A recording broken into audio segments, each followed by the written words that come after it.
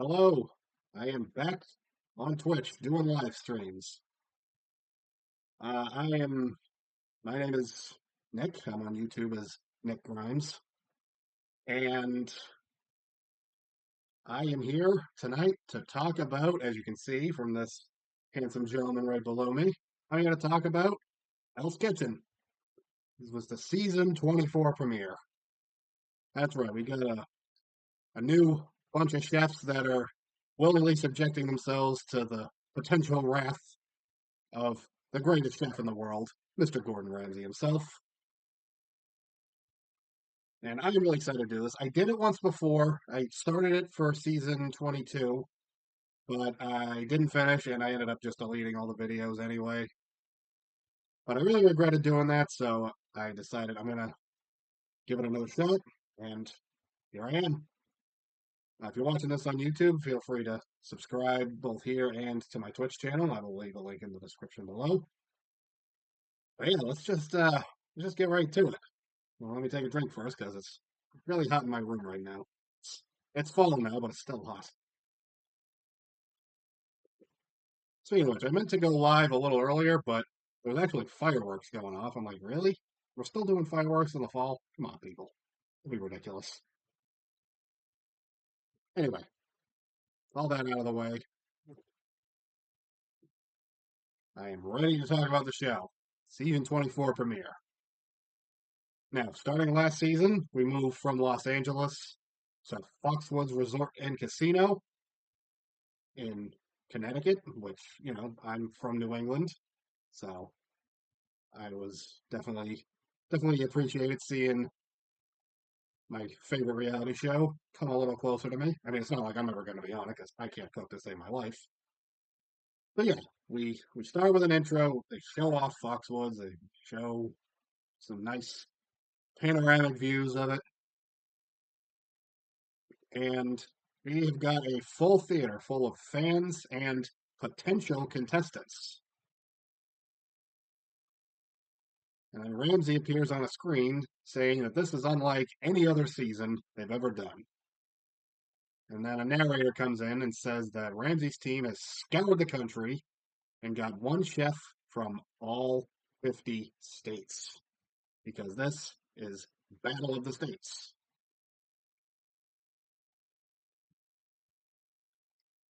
So they're showing a montage of some, excuse me, some reaction tapes, audition tapes. I used to make reaction videos. That's why I said it. But yeah, we got a montage of people's audition tapes, and we see a couple of them. We see their video, and then we see them in the audience, and they're smiling, except for Sydney. Um, she does not want hers shown. And if you know anything about reality TV, you know that immediately hers is going to be shown because clearly this was filmed after it happened. And she's just saying that she was feeling that in that moment. Was she? Maybe, but you never can tell. Sorry, I just spit on my laptop screen. Hold on. Sorry about that. But yeah, Sydney's audition video gets shown, and she cringes. And honestly, same. I've I submitted an audition video for Big Brother once, and I don't really want anybody other than production to see it. When we see John reacting to his, he's proud, but he says he's just looking up there, looking at that big goober. So, a little self-deprecating on his part. But he has it. He's excited to show Ramsey what he can do. And the only other one of note was that Jada and her audition tape by jumping in a pool. I mean, okay. I mean, she didn't bring the food with her, so I guess it's not a problem. So Ramsey comes out, gets a standing ovation. Sydney gets another confessional, two confessionals within the first 3 minutes of the show. Sydney's already getting that main character energy. So, you gotta, when you've been watching the show as long as I have, you know who's getting the good edit and who isn't. So Sydney's getting a lot of screen time early on. So that is something to keep in mind. But anyway, she gets another confessional just to gush about how beautiful he is. And I mean, just just look at that face. Isn't that the most handsome devil you've ever seen? See? Devil. There's a pitchfork right there. So Ramsey's on stage, introduces the Battle of the States. Maddie gets a confessional saying she's pumped to be representing New York at just the age of 21. Then we get to meet our sous chefs returning from last season. We got James Avery for the blue team, who was also the sous chef on seasons 11 through 14. And back as the red team sous chef, Michelle Tribble, the winner of season 17. This is her second year as the red team sous chef. And Jada, also getting a second bit of screen time early in the episode, says that she watched Michelle win BB17 and looks up to her. Now I'm thinking, you made it through BB17? I couldn't do it. I really hated that season. But she looks up to Michelle and adds that they're the same height. Yeah, they are both on the shorter side. And of course, Marino, the Major D, he's introduced. Now, Ramsey then says that all 50 people that have been picked from each state representative has been picked. I mean, has been analyzed and interviewed, and it has already been whittled down to 20 out of these 50. See, what I thought was going to happen was there was going to be some kind of competition to get in the competition. Like I thought they were going to do something. They were going to have all 50 people do some kind of challenge, and the either the best 10 men and 10 women or the first 10 men and 10 women to complete the challenge would be the ones that got in. And I was kind of looking forward to that because I was thinking, if we do this, we can really kind of whittle down some of the dogs. We'll have a cast that at least has some good fundamentals. And Elena notes that a lot of people come all this way just to get turned away. And I'm just now seeing I made a typo in my notes, but we don't have to worry about that right now because I know what I meant.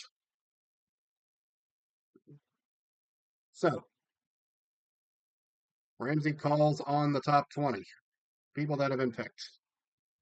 And they all get sashes like the Miss America pageant. By the way, hello to my first viewer. Thank you for being here. So they all get sashes that has their state on it.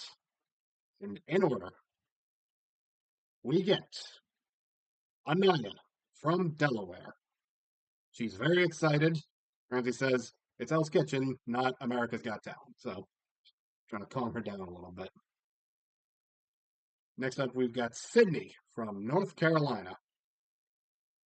And we got Chase from Montana, Carlos from Alaska, Kat from Maryland, Chris from New Jersey. Now, I couldn't help but notice that we got a lot of C names this season because it was 5 in a row right there. And that's not even all of them. Yeah. But the trend of C's ends with Paul, although he is from a C state, Colorado, and he dabs several times in a confessional. I'm like, yeah, okay, you're about 10 years too late for that one, buddy. So then we got Jada from Florida, Tara Marie from Rhode Island, Anthony from Iowa, first ever Iowa contestant. We've never had a contestant from Iowa before. Lisa from California. She gets a confessional saying, I can't believe I was picked out of thousands of people. We got Bradley from Louisiana, Alexander from Oregon, our first ever Oregon contestant, Henry from Texas, Antonio from New Hampshire. Then we get a confessional from Jaden, who has not been picked yet. He's from Massachusetts. By the way, Massachusetts, New Hampshire, Rhode Island. I'm from Massachusetts, so I just root for the New England people. on any reality show until they give me a reason not to. That's just how I am. I'm proud of my region of the country and all the New England states. We're like siblings. We're like six messy siblings, and we all got each other's backs. But anyway, Jaden from Massachusetts is worried that his name hasn't been called yet, and he came all this way for nothing. And of course, I'm thinking to myself, well, I knew the cast already. I looked at the cast release, so I knew everybody was getting in. But if I didn't know, I'd be thinking to myself, Jaden, if you're getting a confessional, you probably made it in. So next up, we got Elena from South Carolina. Ramsey asks, feeling good? And she says, fan effing tastic. I like that energy. Then we got Maddie from New York, Jaden from Massachusetts. See, told you he was going to make it. Ellie from Nevada, and finally John from Georgia, someone else who got a confessional already. Ramsey announces the grand prize for the season. Head chef at Hell's Kitchen Foxwoods, and they get $250,000. Paul says that he and his wife just bought a house and he wants to do some renovations, although it takes him a moment to remember the word renovations. And honestly, you know, he's from Colorado. In that state, those people are extra high because they're high up in the mountains, and then they smoke a lot of weed, so they're even higher. And Paul is looking like he smoked the fattest bowl before he got here, and it's kind of amusing. So it is time for the first challenge. Always the first challenge in HK. Signature dishes. So the contestants follow their respective sous chefs out of the auditorium. The blue team, the men, they follow James. The red team, the women, they follow Michelle. Then we get a preview of the season. I try not to pay too much attention to this because I don't really want to like spoil myself. Like I don't want to study a group of like, oh, here's six people. So I'm just gonna look to see who's there and then just like figure out who's not there and just think, oh well, guess they're not gonna make it because I don't want to, spoil myself in that way. But there are some things I do see. The main thing I see is that it seems like Alexandra, the oldest contestant of the season at the age of 43, she seems to be involved in a lot of drama. Like, there's a few clips in there of her either yelling at somebody or being yelled at by somebody. Now, does this mean she is the cause of this drama? Not necessarily. Last year, Egypt was not very well liked by his team early on, but it wasn't really his fault. They just thought he had a big ego and a big mouth. But, he proved himself by being a good worker and a good teammate. And, he made it to third place. So he did something right. So I'm not judging Alexandria yet, but we'll see what happens. So, preview ends. We get everybody working on their dishes. Carlos says there's a lot going on, which is kind of inevitable when there's 10 people in each kitchen working on their food. Like, the kitchens are not okay, I just recently binged Next Level Chef. There are three huge kitchens on that show. And, of course, Master Chef. It's a whole studio, really. So, yeah, kind of inevitable that there's going to be a lot going on in there. James asks Carlos what he's working on, and he says he's making a cashew crusted halibut with a cherry apple beurre blanc, and he knows the beurre blanc is burning. So James guides him on how to do a rapid reduce. Carlos notes he's only on an hour of sleep and he's jet lagged. So, yeah, that could be a problem. I'm just scrolling down on my notes. My phone is only so big. Michelle checks in on Sydney over in the Red Kitchen, who is making a pan-seared salmon, a wasabi palm puree, and an orange miso glaze. And Sydney keeps having to pull the bottom of her dress down because it's she feels it riding up on her. She says she wore it to be cute and didn't think she'd be running around the kitchen. But I'm thinking, this is HK. The first challenge is always finish your dishes. So you probably should have suspected you were going to be doing some cooking. So you know, just saying. But I may have paused a couple times watching the episode to try and get a peek. Um, let's just pretend I didn't say that. Gotta hope Sydney never sees this. Um, anyway, like I said, this is now the third time they've shown her, and we're just back from the first commercial break, so it's like she is she is getting quite the edit already. And that is definitely something to be mindful of if you're doing like a draft, like I'm doing with my sibling.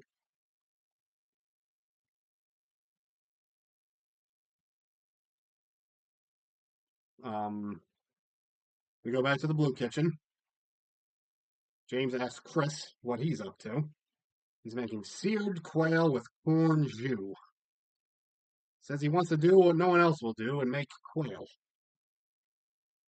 I was begging for a cut to someone else making quail, but alas, he is in fact the only person doing quail. He says he teaches people how to cook for a living, and Anthony finds it curious that Chris is using white bread in his dish, like like typical sandwich bread. Like you'd make a peanut butter sandwich with it. James asks what it's for, and Chris says that it's to thicken his jus. So, there is some strategy there. He says that he thinks he'll be underestimated for just being an educator. But, there's that old expression those who can do, those who can't teach. I've always found it to really be a BS expression because some of the most important people in everyone's young life are teachers. Like, especially me. Like 11th grade, my 11th grade English teacher, I'm, I, I got her email so we could stay in touch. Like, she was the one who inspired me to actually pursue writing. So, yeah, teachers are important. So, you know, I hope no one underestimates him for just being a teacher, basically. I mean, I certainly wouldn't. But I'll decide his threat level once I really see him in action. So we come back over to the Red Kitchen. Jada and Anaya are working side by side, and they're starting to bond, and like they're really sensing that they're going to be friends. But Anaya also notes that Jada will be steep competition. Elsewhere in the Red Kitchen, we've got Elena making a speck-wrapped rainbow trout. Now, she calls it speck, but to me it looked like bacon or like maybe pastrami or something. I've never heard speck in regards to like food. I mean, I guess maybe crumbs, but yeah, that was a new term to me. But yeah, speck-wrapped rainbow trout. Her exact words were, "It's complex, round, and flavorful, just like me." I'm just round.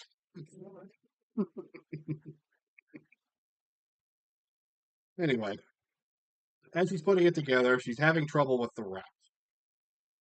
So she realizes the speck is too thick, so she decides to throw it back in the oven to make sure it comes out the way she wants it to come out.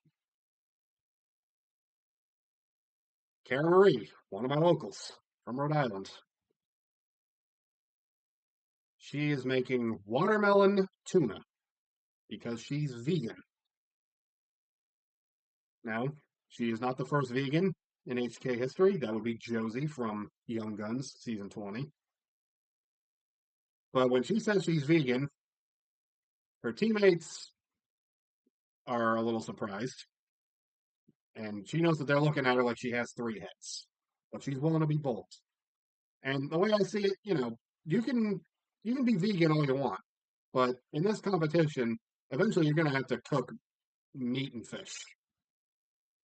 Like if you make it far, you're going to be put on the meat and or fish station eventually.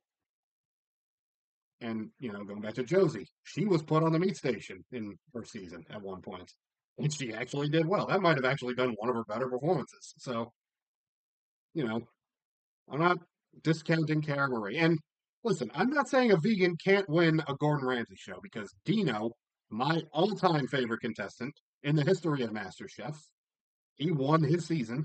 He's vegan. Although he was a vegan because he was a dancer, so he was a vegan for health reasons.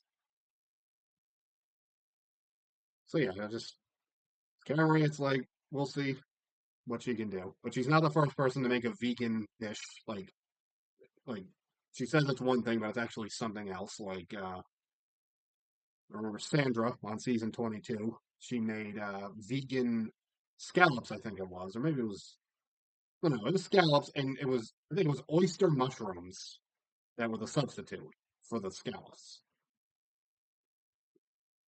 So yeah,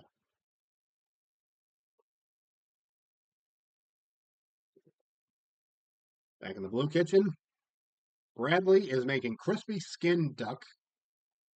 Oh, found another typo. With Terra Terra and Juniper. Says he loves making crazy concoctions, which is giving me flashbacks to Hannah from last year. She liked to marry some wild flavors together and make it work. But he sees that his duck is undercooked. And then Ramsay announces there's 2 minutes left. So we see everybody scrambling to get their finishing touches together.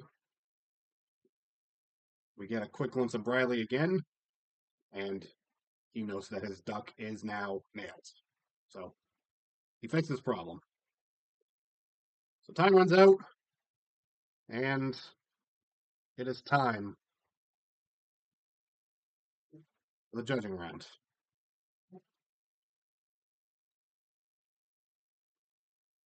Come on.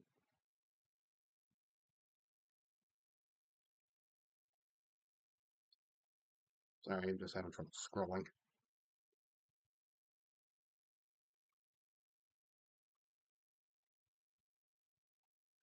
Okay, so our first matchup, Nevada versus Colorado. Ellie versus Paul. Ellie says that she went to culinary school at 14, was a sous chef at 21. She's currently 25. She says she's fiery, doesn't take any crap from anybody. Her dish is a ricotta, gnocchi, and pesto cream sauce with burrata. Another typo. Ramsay calls it simple and says the gnocchi needs more seasoning, but it's hearty. And he gives her a 3. Paul admits he's nervous, and there are some awkward pauses. He says that he went to culinary school when he couldn't find anything he really liked in college. And there's another pause before presenting his dish. Not a great edit for the first episode, not gonna lie. Not looking good for Paul. He makes a ricotta gnudi with roasted tomato sauce and tomato medley. Now, when I say ricotta gnudi, that's Gnudi. Kind of like how Ellie's gnocchi, that starts with a G, a silent G. It starts with a GN. Now, there's a chuckle when it says he made a nudie. Jada says that she'll pass because the only nudie she wants is her boyfriend's. But, just, all right. Time to flex on my knowledge of the show a little bit. Will, in season 9, he made a nudie for his signature dish, and it was really good. Got him a point. They didn't, at that point in time, it wasn't how many can you get on a scale of 1 to 5. It's just, can you get a point? So he made a good one. Paul, Unfortunately, Ramsey says it's mostly tomato. So he just gets a 2. And already Paul has done worse in the sandwich dish challenge than everybody last season. Everybody at least got a 3. And by that, I mean one person got a 3, 7 people got 5s, and everyone else got a 4. So, yeah. Like I said, Paul, not off to a great start. But it's early. We've had people not perform well in the Signature Dish Challenge and go on to win. In fact, that was most of the early seasons. So next up, Florida versus Iowa. Jada versus Anthony. Jada says that in childhood she was watching Ramsey instead of cartoons. Ramsey goes, "So you're saying I'm old?" And she tries to like backpedal a little bit. And he's like, "No, you're right. I am an old." She says that she's always having to prove herself, even as a leader of a brigade of 10 men, which impresses Elena. Her dish is crispy skinned salmon with koshikari rice. Salmon's cooked perfectly. Salmon is a pretty common thing in HK. Ramsey has been known to yell at people for not cooking it properly. So she cooks hers perfectly, and he says that it's very elegant, and she gets a 5. Jada, first 5 of the season. So Anthony says that Iowa is misinterpreted as not a big culinary state. But he says that he eventually moved to Chicago and worked in a Michelin star restaurant, and now works at a place called Pickle Palace, which is dining and pickleball. That gets a couple of laughs from the group. His dish is a seared duck breast with mango and charred ginger puree. Ramsey loves the colors and the cook on the duck. And he also gets a 5. So up next, we got a battle of New England. Cara Marie from Rhode Island versus Jaden from Massachusetts. Martha's Vineyard, Massachusetts, to be exact. Now, there is something I gotta say, being from Massachusetts myself. Martha's Vineyard is not a town, it's an island with 6 towns on it. So, it could have said he's from Oak Bluffs or Aquina or Edgartown. But no, he's just generally from Martha's Vineyard. Like it's not like Nantucket, which just the island is Nantucket and the town on it is Nantucket. Like, no, Martha's Vineyard is its own, is separate from its towns. Like that's just the island. The towns are their own thing. So that's just something that bothers me, but maybe I'm nitpicking. I don't know. But when I heard he was from Martha's Vineyard, I'm like, he's probably making some seafood. But Cara Marie's up first. She says that her Italian grandmother got her into cooking at the age of 3, but notes that her dish is not an Italian grandmother dish because it's crispy fried watermelon tuna. There are some incredulous responses, some shocked looks on people's faces before cutting the commercial. Comes back, she says she's vegan, but Ramsey says she's cooking for him, not herself. He likes the charred aspect of the dish, but there's more rice than melon, and she gets a 2.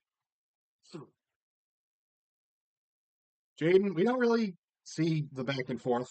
We don't see Ramsey asking him about his life, how like his culinary journey, any of that. But anyway, he does make seafood. It's angry shrimp, which means spicy. And Ramsey loves the heat, and he gives him a 4. Now, Ramsey is not the biggest spice fan. Like comparing to Guy Fieri loves spice.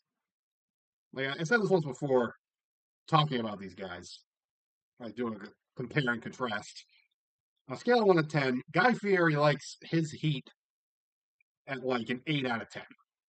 Gordon Ramsay on his most adventurous day, a 4. So yeah, to impress Ramsey with a spicy dish, that's not nothing. So well done there, Jaden.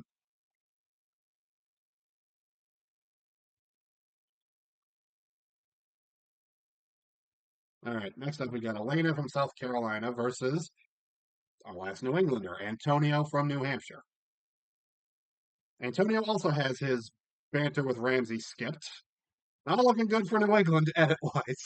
Two of them are kind of glossed over, and the other one made a weird dish. So yeah, not looking great for my people. But Antonio makes a spiced pork chop. Again, spice from New England. And New Hampshire is not a state you often think about with spice. You know, think of a lot of game meat. You know, but Ramsey praises how he elevated it, and he gives him a 4. Elena does get asked about her culinary journey. She says that she started cooking after blowing up the microwave because she didn't know tinfoil could go in there. So everyone was like, "You got to learn how to cook." Interesting. So she presents, as you may recall, her speck wrapped rainbow trout stuffed with sage mascarpone. As Ramsey tries to cut it, the fish comes out of the wrap. So that's like not great, like in terms of like structural, like putting together the dish. That's that's not great. But he says the flavors are there. So she gets a 3. My next battle is also the Northeast, Maryland versus New Jersey, Cat versus Chris. Chris again says he's a culinary instructor, but now we learn where he's a culinary instructor. In a jail, he teaches inmates to cook so that they can get a job when they get out. You know, that's a noble thing to do. You know, give them something to do so they don't return to a life of crime. Because a lot of people, like the reason a lot of people are repeat offenders is because once they get out of prison, there's nothing they can do. Like no one will hire them. Like they have no skill, so they just are forced to go back to crime. So Chris is definitely doing a good thing with his career. So his dish is a spice seared quail with charred English peas and a corn jus. Ramsey is impressed that he cooks food like that in jail, but feels that the quail is 30 seconds overcooked. Nevertheless, he gives the jailbird, as he calls it, a 4. Cat makes a codfish croquette, or as they call it in Baltimore, a coddy, as she says. Ramsey says the cod is cooked beautifully and it's a rustic dish. So she also gets a 4.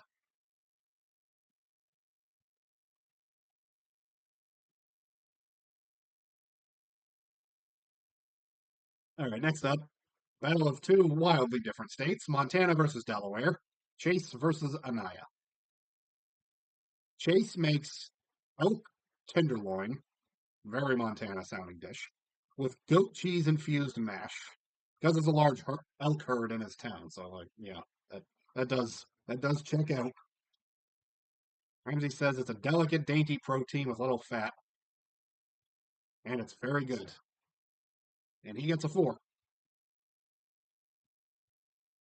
Anaya makes a crab cake, which the narrator notes is one of Ramsey's favorites, and then he himself says one of his favorites, and he likes it.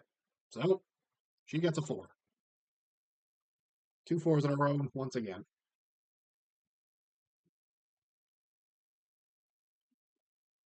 All right, next up we got Maddie from New York versus John from Georgia. John's up first. He says he has 6 kids. Ramsey also has 6 kids. And John knows that one of his kids has special needs. He also says that he lives on a 12-acre homestead with his own vegetables and his own animals, so it's like everything's farm to table. But because he's from Georgia, he makes Ramsay chicken and waffles. Now listen, chicken and waffles is more of a Guy Fieri show dish. It's not really a Gordon Ramsay show dish. I mean, okay, maybe MasterChef, but yeah, in HK, this is like fine dining. Chicken and waffles, you know.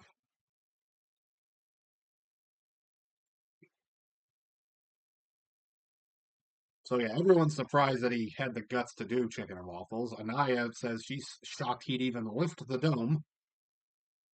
Randy says he was excited about all the farm to table stuff. So it goes to commercial. Comes back, we hear the chicken dredge has an herb spice blend. Ramsay says it was bold to do chicken and waffles as a signature dish, but he gives it a 4 because it was good chicken and waffles.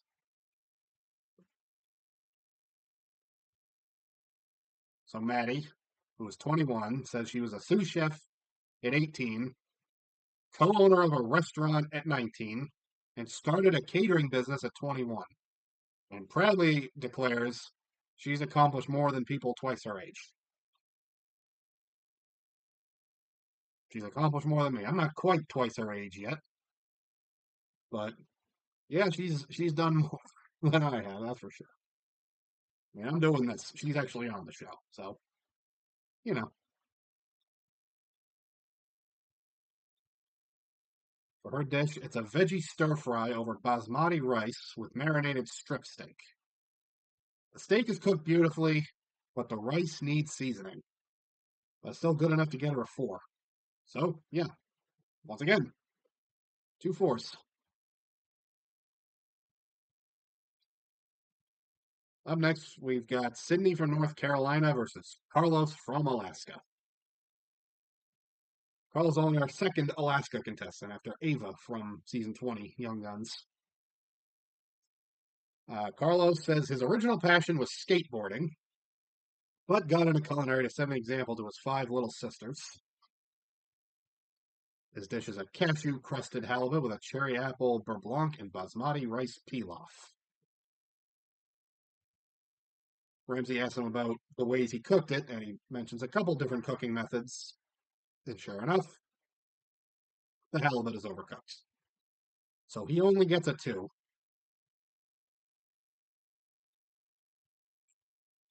And we get Sydney's backstory. She started cooking as soon as she was tall enough to reach the stove. She was diagnosed with Crohn's disease at the age of 12 and was basically told not to be a chef, but she didn't want to give up on her dream. So she stuck with it, and now here she is. And as someone with a disability myself, I applaud her for getting through it and following her dreams anyway. So she's definitely earned my respect in that regard. Her dish is a pan-seared salmon with wasabi, goat cheese, palm puree. Ramsay calls it delicious and gives her a 4. And at this point, the score is tied at 29.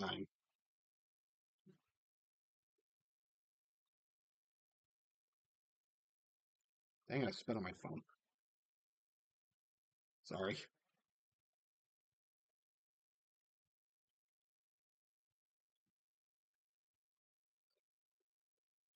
Okay, what did I do?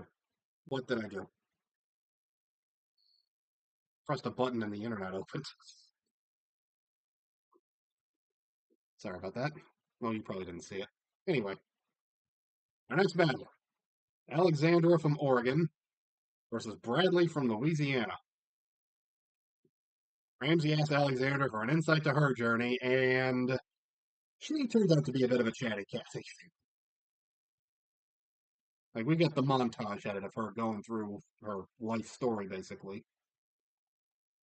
And then she takes her dome off and it falls on the floor. So, again, not the best edit.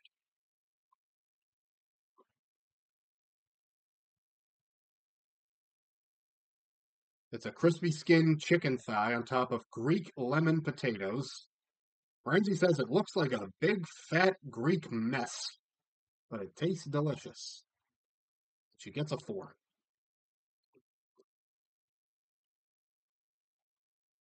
Riley says that when he was 13, his mom got addicted to crack, and he had to take care of his brothers, which led him to fall in love with cooking. Ramsey notes he's had a similar struggle. If you don't know, Ramsey's brother is a drug addict, and Ramsey has tried and tried to get him clean, but he just won't. So their relationship is pretty strained. Like Ramsey's brother got in trouble a couple times, and Ramsey bailed him out. But then one time he got in trouble, and he didn't.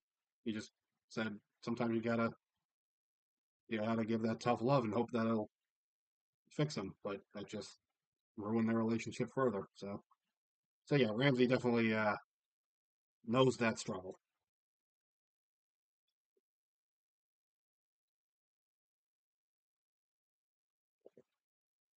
Bradley's dish is a crispy skinned duck breast with caracara juniper subi. Ramsey says the duck is nailed, and Bradley gets a 5. Says that his mom and brothers will be proud. Sorry, 1 second.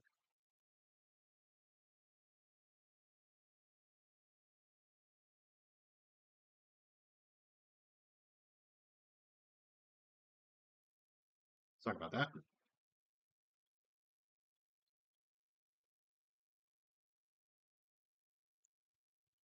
Finally, we have two most populated states in the Union going head to head. California versus Texas. Lisa versus Henry. Henry brags, everyone's moving from California to Texas. Yeah, freedom.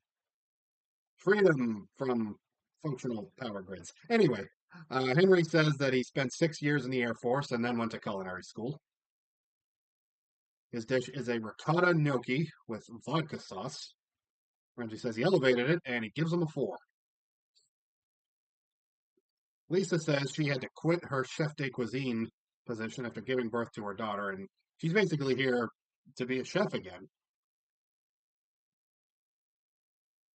Her dish is a mofongo of grilled Angus steak with a fried plantain. Kat says they need a 5 just to tie. It doesn't think Lisa's dish looks very appealing. Goes to commercial. Comes back, and Lisa says that Cuban and Puerto Rican food is hearty and messy. Ramsey says it's a hard thing to elevate, but it's exceptional. He wishes he could give her a 6, but he gives her a 5, so it's a tie. We're tied at 38. So, as was the case, season 22 for sure, there was a tie. I don't remember if there was last year. I don't think so. I think last year the red team just outright won. But this year it's a tie, and as it was in season 22, the deciding factor is the best dish overall. So it calls the best dishes from each team down, which is Lisa and Bradley. And Ramsey decides that Lisa had the better dish, and the red team are the winners of the signature dish challenge. And for their reward, they will be going on a yacht. They are in Connecticut. It's it's on the ocean.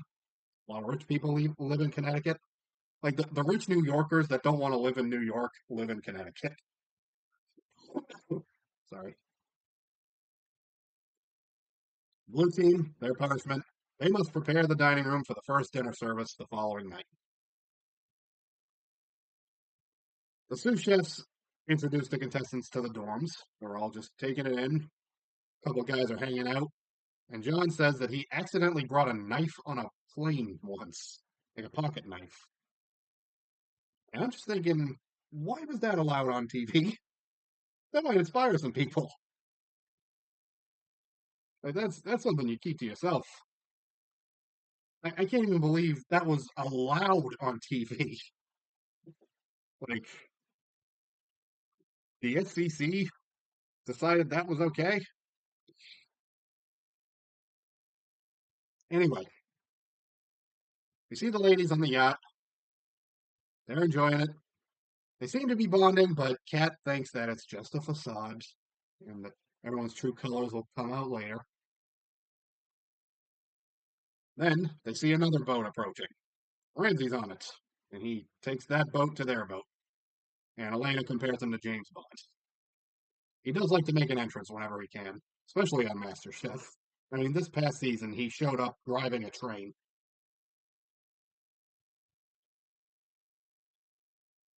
We quickly check back in on the men. They have to move in all the furniture and unwrap it. The ladies share a meal with Ramsey. Maddie asks if there's anything he would have done differently early in his career. He says he'd take jobs for experience instead of money. Alexandra asks how he balances his work with having a family. He says it's about having quality time. Says that when you feel like you're the best chef in the kitchen, you're in the wrong kitchen. So that's interesting, considering he's just always the best chef in the kitchen.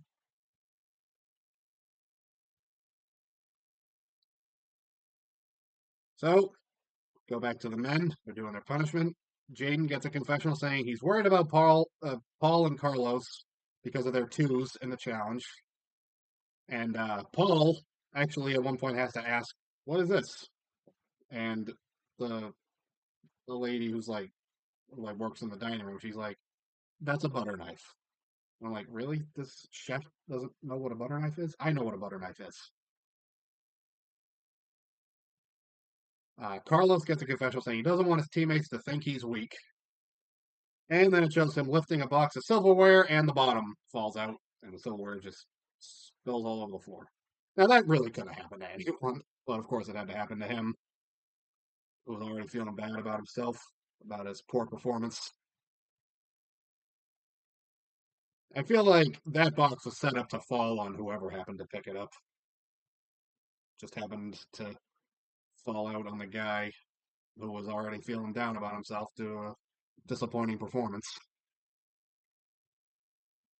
So, yeah, everything that fell on the floor has to be washed again because, you don't want to use a spoon that was on the floor. I get it. So then it shows everyone back in the dorms. John is having trouble with the electric stove. He uses propane on his homestead, but as he's asking for help on how to use it, someone in the background is like, "Aren't y'all chefs?"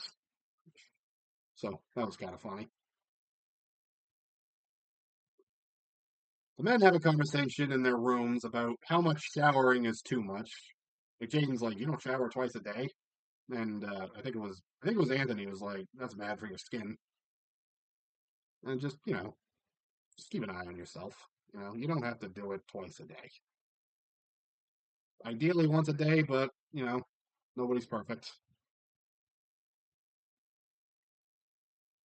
But anyway, they're having this conversation, and it's distracting the women who are in their rooms trying to learn the menu. Apparently, the walls are pretty thin. So to get back at him, all the women in one room just scream in unison, like as payback. Few people actually rush into the room to make sure everything's okay. Like they screamed like they just saw a rat or something. God, could you imagine if a rat ever showed up in HK? Oh, there's no way that would make it to TV. Not a chance. Ramsey would have that scrubbed from existence and just make everybody sign NDAs. Like you did not see a rat in this competition. And I mean, they probably take very good care of that kind of thing to make sure it doesn't happen. But they just probably have exterminators coming in to do preemptive work.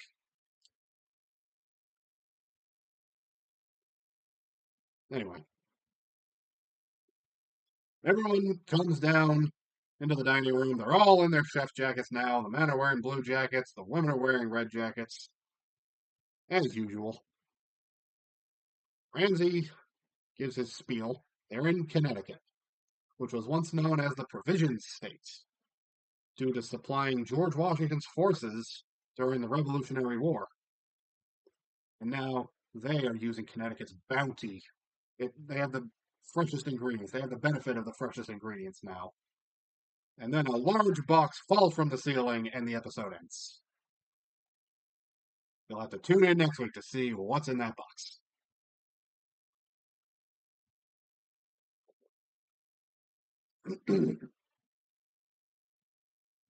So yeah, that was the first episode. Before I wrap up, I just want to talk a little, just a couple of things I wanted to talk about. First of all, I have been watching this show since 2005 when it premiered.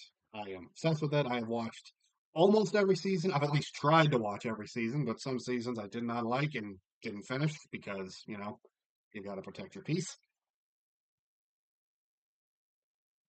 But I have been watching the show for a long time. I study the wiki, and I know a lot about this show. In fact, I like to think I know things about this show nobody else does. Case in point. So I also watch Big Brother. I used to do recap streams for that as well. On Big Brother, there's a curse, kind of. I mean, only if you count the main version of the show. But there's a curse that the first person to enter the Big Brother house has never gone on to win the game. So I got curious, and I was like, it was really sort of a joke at first, but I started thinking, has the first person, because the HK equivalent would be first person to present their signature dish, has the first person to present their signature dish ever gone on to win? And the answer is no. In fact, none have ever made it to the final two. The most successful one was Keith. Season two, he came in third. So yeah, there is an HK curse. And I haven't seen anyone online ever talk about it. So I really think I'm the first person to ever notice this, which I'm a little proud of. So when I do a draft about this season, we're gonna wait a couple weeks. We're probably gonna wait till there's 18 people left to do our draft so we can see these people in action. But yeah, when we do that draft, sorry, Ellie, but you're dead last on my list. So yeah, maybe the curse will be broken someday. Maybe the Big Brother curse will be broken someday. All I know is I ain't taking any chances. Now, the way these streams are usually going to end for me is what I'm going to do first is name the best of the best or best of the worst. I mean, if there's a winning team, I'll say best of the best. But if there's for the losing team or losing teams, best of the worst. Ramsey used to do it in the early seasons after every service, but he does it very infrequently now. Like someone has to turn in a really exceptional performance at this point. So I am going to pick who I believe is the best of the best slash worst for each team after every service. And I will also talk about if Ramsey made the right decision with the elimination. Because, not gonna lie, he's gotten some wrong over the years, I think. And a lot of people think. You know, season 9 in particular, he got a lot wrong. Oh, yay. Spam. Anyway, I'm just gonna ignore that.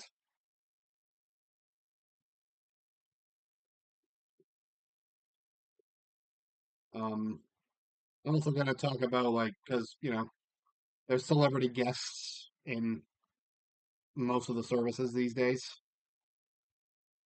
I will I'll I'll acknowledge them. I'll tell you if I've even heard of them because sometimes I don't. I'll be honest with you whether or not I've heard of them. Like the preview for this season, I saw Fat Joe. I know who he is. I am a millennial. I'm not even a rap fan, but I know who Fat Joe is.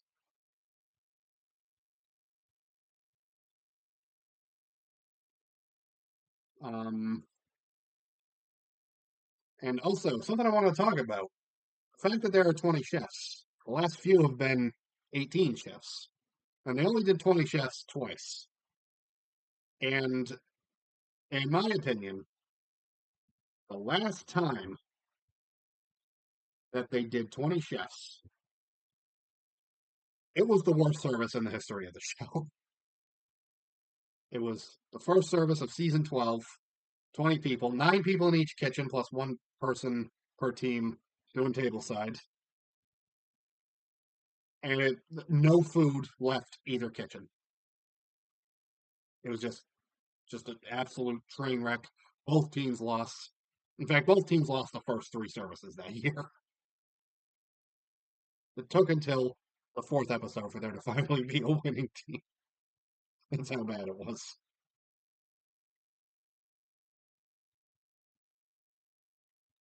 Now I know what you're thinking. Surely there was no best of the worst for that service, right? The worst service ever. Well, thought about that a lot, and I decided the disaster areas for that service were the kitchens. There were 2 people doing table sides.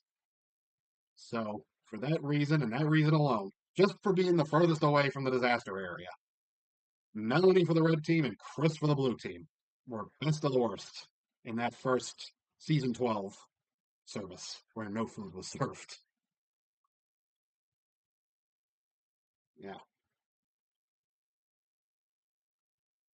Now,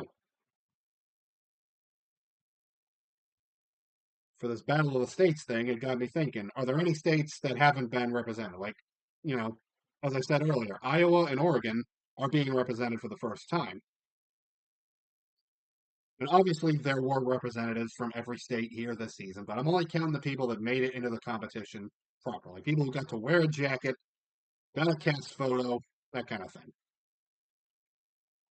So I went through every season on the wiki page, hk.fandom.com, and I made it. I went online, got a list of all 50 states because I wasn't going to write them down.